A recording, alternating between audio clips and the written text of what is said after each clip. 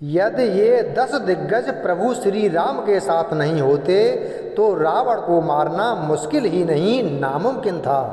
कहते हैं कि रावण को युद्ध में हराने से पहले तो उसकी लंका में प्रवेश करना ही सबसे कठिन कार्य था। प्रभु श्री राम ने लंका पर चढ़ाई करने से पहले शिव की आराधना की, फिर उन्होंने लंका की रक्षक देवी की आराधना की, तब कहीं जाकर वे रावण की लंका में प्रवेश कर पाए। रावण ज्योतिष, वास्तुकला, इंद्रजाल, तंत्र, सम्मोहन और तरह तरह के जादू जानता था। उसके पास विमान और घातक अस्त्र एवं शस्त्र थे। उसे शिव से वरदान प्राप्त था। उसके किले की रक्षा देवी करती थीं। रावण मायावी शक्तियों का स्वामी था। रावण को भगवान श्री राम कभी नहीं मार पाते यदि उन्हें इन 10 लोगों का साथ नहीं मिलता। आइए जानते हैं कि वे 10 लोग कौन थे। नंबर 1, हनुमान जी। हनुमान जी ने ही प्रभु श्री राम की अंगूठी को लेकर समुद्र को पार करने के बाद उसे माता सीता को दिया। मेघनाद के पुत्र अक्षय कुमार का वध कर लंका दहन किया। विभीषण और सुग्रीव को श्री राम से मिलाया। राम और लक्ष्मण का अपहरण कर जब अहिरावण पाताल लोक ले गया था तो उन्हें मुक्त कराया और उन्होंने ही हिमालय से संजीवनी बूटी को लाकर लक्ष्मण जी की जान बचाई थी। नंबर 2, लक्ष्मण। प्रभु श्री राम के भाई लक्ष्मण शेषनाग के अवतार थे।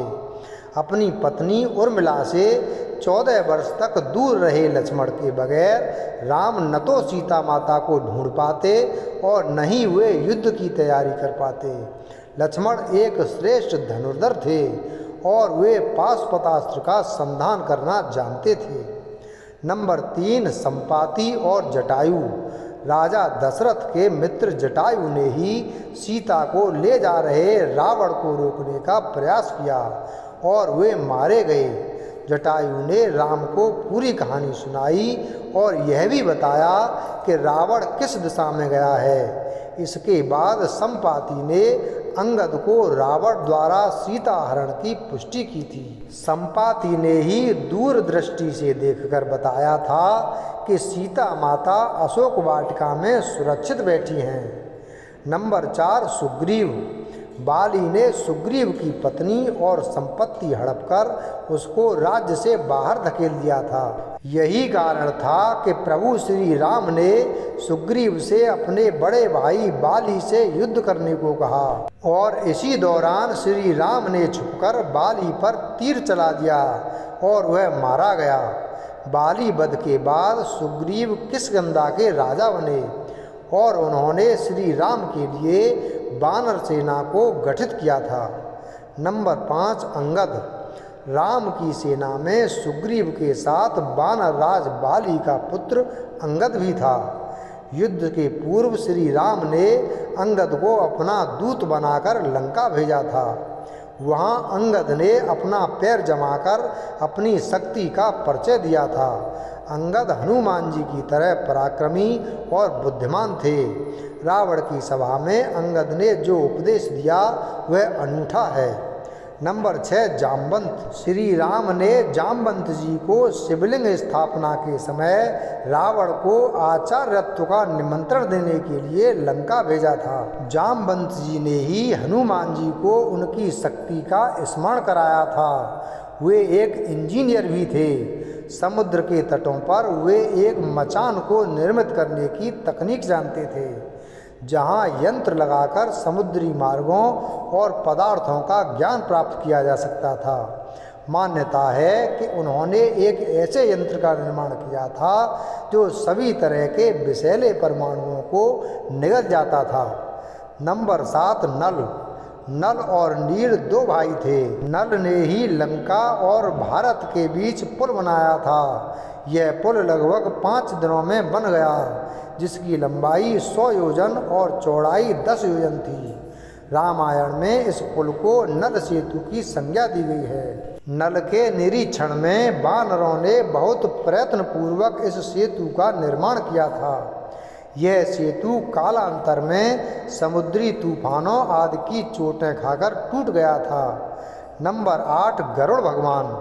जब रावण के पुत्र मेघनाथ ने श्री राम से युद्ध करते हुए श्री राम को नागपाश में बांध दिया था, तब देवर्षि नारद के कहने पर गरुड़ जी ने नागपाश के समस्त नागों को खाकर श्री राम को नागपाश के बंधन से मुक्त कर दिया था। भगवान राम के इस तरह नागपाश में बंध जाने पर श्री राम के भगवान होने पर गरुड़ को संदेह हो गया था।